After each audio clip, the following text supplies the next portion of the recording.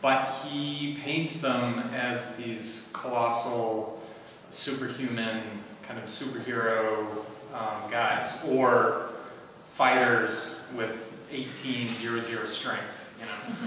Very, very buff guys with sweet weapons, great clothing, and they kick butt. And these were right inside the Book of Mormon, and they still are today. So you're going along with these stories, and you're reading I'm reading the text, and then seeing these images, and they became, you know, very heroic for me. Kind of the first superheroes. We've got these magic stones here. I mean, look at the size of that guy's chest. And he's criticized for these paintings because the figures don't look real, but he wanted to paint them heroic. And for a little boy, you know, they're fantastic. There's a lot of battle scenes in this scripture. A lot of epic, Tolkien-esque type battles between kind of good and evil. So right now I'm going to go from this image onto an illustrator who was working in the 90s. His name is Brom. Well, he's still working. But he was the illustrator who was behind the Dark Sun campaign, and that's the one that I played for about 2 years, from about age 14 to 16. My dungeon master got really into the Dark Sun world because you start off with a little bit stronger character.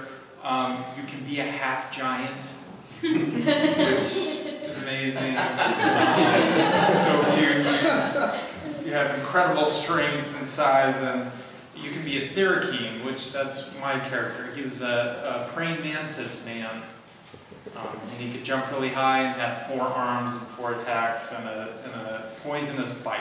So I got up to a 14th level druid Therikeen. He lost 2 arms, but he was still pretty badass. Right, so here we have the religious illustration, and I'm jumping into this guy Brom, 40 years later, doing his illustrations. And you can see, I don't know, my attraction and my being comfortable with these images. They seem very familiar to me. Here's some more of his work.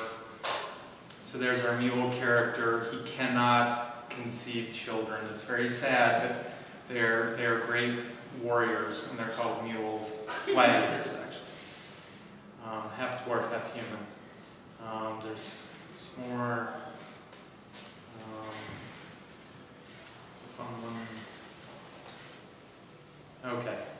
So it's weird when I put this together, and then jumping into my work, it all of a sudden seems very boring.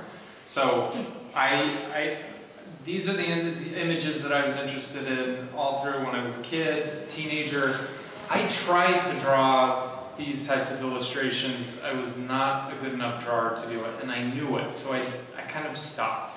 You know, went to art school, did my art thing, wanted to kind of rewrite what religious illustration is and try to come up with something new. So I took out all figures, and I just had like landscape, and I was trying to do these sublime landscapes. So this is like circa 2005. That's a little drawing. It's called Tongues of Water in the Garden of Eden. So I started working with just kind of straight religious themes. But I was kind of using religiousness kind of as magic, and it slowly went more that way. Didn't have the figure, didn't want to deal with the figure because I thought that's too tied to the tradition of religious illustration, and I wanted to get away from that. But it slowly started to make its way back into Little Demon there. I think he's taken from some Indian miniature painting. Again, sublime kind of landscapes, trying to evoke something without having those figures there. This is the first, this is like in 2007, pen and ink drawing, and this one is called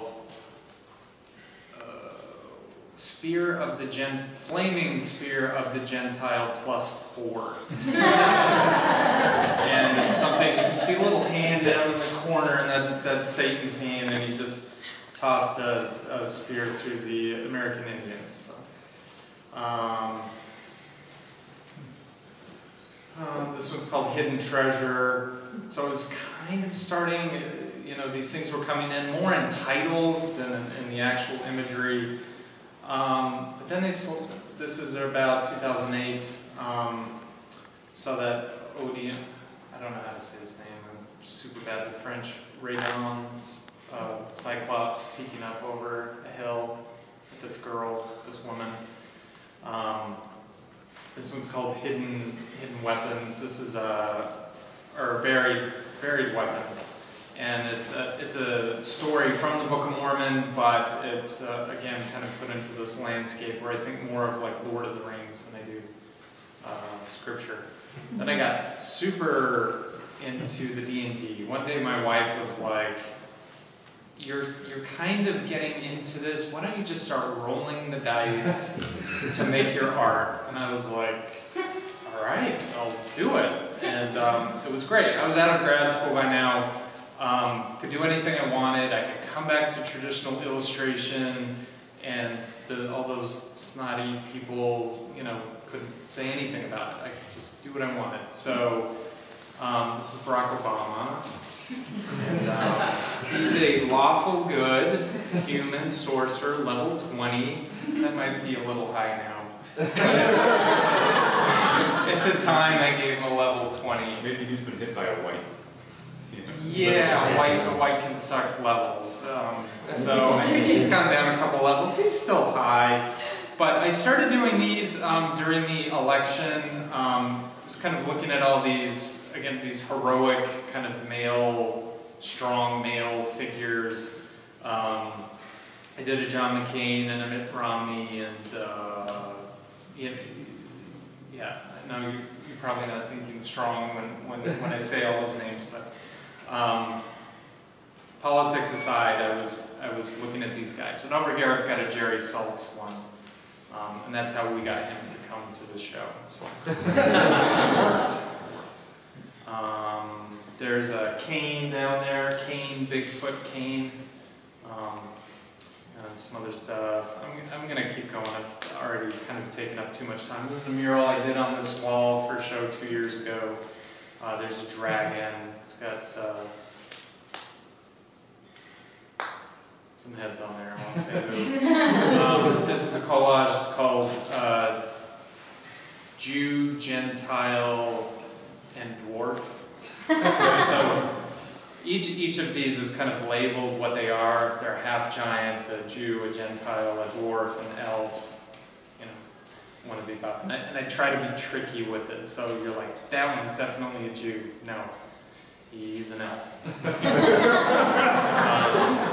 Wait, I'm sorry. Were those portraits of actual people? That last piece completely baffled me. Oh, sorry. Yeah, I was just going to. No, they're cut out from like religious illustrations. Oh, so literally you cut out a little face of an elf and put it in. No. They were all from like Sunday school books. Wow. Or those kind of flannel board cutout things. Those that you put up and like, here's Adam and Eve, here's the tree, and here's God's hand. And you were just deciding some of them were elves, some of them were half dwarfs. Some of them definitely were elves. Well, look at the size of the heads. Okay. So and then some were halflings. Because I mean they're just smaller. So you're sort of like this retroactive phrenologist. Describing racial definitions of the people based on their portraits. You got it.